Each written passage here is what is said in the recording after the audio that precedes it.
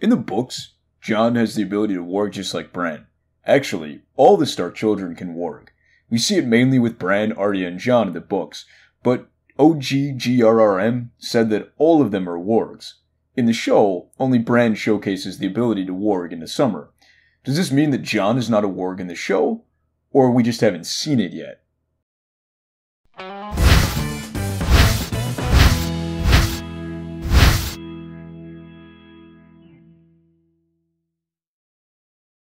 For anyone who doesn't know, warging is the ability to enter the mind of an animal and wear their skin. Bran is a bit different, and might be able to do more than this. But this is not a video about Bran. In Westeros, the only confirmed wargs are the Stark children, but beyond the wall, it's a bit more common, like Orell, who is the warg we see in the show. In the books, Jon already knows that he's a warg, a powerful one, but untrained. And even though Melisandre offered to train him, he refused. In the show, there are no clues to him being a warg other than maybe the fact that he and Ghost have a very strong and close connection. But maybe he is a warg in the show. I mean, the show put very little emphasis in wolf dreams, even for Bran. And maybe Jon's powers just haven't manifested yet? Maybe. But I believe that in the show, no one other than Bran is a warg. And there's a very specific reason why I think this. I mean, other than the fact that the show doesn't give us any clues as to who else might be a warg. In the third season, we see the first resurrection in the show. The resurrection of Beric Dondarrion. And what's different from the books is we have a meeting between Beric, Thoros of Myr, and Melisandre. In this meeting, she learns about the resurrection and how Thoros did it, something she later uses to resurrect Jon Snow. Do you know of any magic that could help him? There are some with this power. Have you seen it done? I met a man who came back from the dead, but the priest who did it shouldn't have been possible. But it was. But in the books, she never saw the resurrection. Don't get me wrong, I'm not saying that she'll have no part in this resurrection in the books. Heck, they might even say that she knew how to resurrect anyway, and it will just happen close to what had happened in the show. But I think there'll be a difference between the show and the books, because I believe that he warged into Ghost seconds before his death. His death in the books happened in a similar fashion.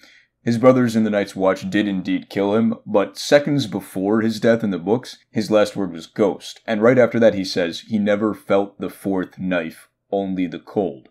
From how I and many others took this, it means by the fourth knife he had already warged into Ghost, and the cold he felt was the death of his body. This mirrors the death of another warg named Varamir Sixskins, who dies but wargs into his wolf just before his death, and this happens just a few chapters later. To quote, "True death came suddenly. He felt a shock of cold, as if he'd been plunged into the icy waters of a frozen lake. Then he found himself rushing over moonlit snows with his packmates close behind him." End quote. So, like Jon, before he died he warged into his wolf, and when his body died he felt a shock of cold, which is very similar to what happened to Jon. And, man, if I'm right, Robb's death is 10 times more depressing, because just like Jon, Robb's last word was Greywind, which means there's a high probability he warged into Greywind before he died, and then died again in the body of Greywind. Ouch.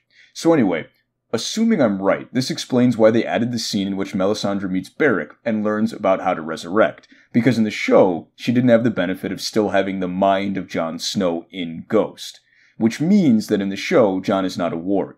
Why isn't he a warg? Well, if I had to guess, I'd say there are a couple of reasons. The first is practical. Scenes that include the direwolves cost a lot of money. That's why they have a much smaller role in the show.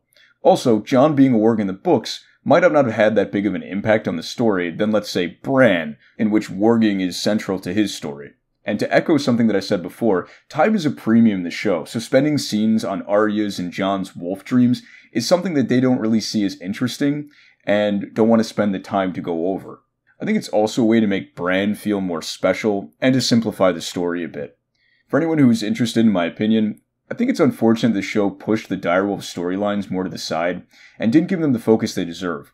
I know they're expensive, but if they decide to cut Nymeria, who we book readers can agree we're probably going to see again, or we learn that Shaggy Dog or Summer don't die and have a bigger part to play unlike the show, well, that would be one of the more disappointing things that the show could do. I really like the direwolves and their connections to their owners, but that's just my 2 cents.